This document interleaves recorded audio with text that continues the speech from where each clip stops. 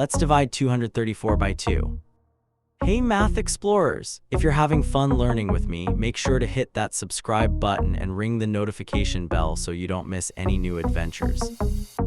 Alright, let's start dividing 234 by 2. Get ready for some math magic. We're going to use the first digit of 234, which is 2. Say hello to our first partial number. Now let's see how many times 2 fits into 2. It fits exactly 1 time. Let's check our work. 1 multiplied by 2 is 2. That's right. We subtract 2 from 2 and guess what? We have 0 left. Easy peasy. You're doing amazing. You've got this. We've finished with the first digit. Let's move on to the next exciting part. Next up, we bring down the next digit, which is 3.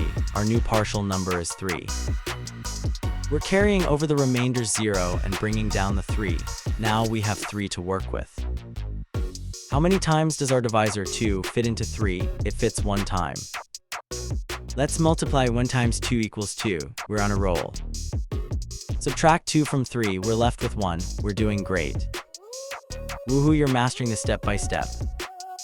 We've conquered the 3. Now let's bring down the last digit. Last but not least, we bring down the 4. Our partial number is now 14. We carry over the remainder 1 and bring down the 4 to make 14. So close to the end. Let's divide 14 by 2. What do you think it is? It's 7. Time to check. 7 multiplied by 2 is 14. Perfect.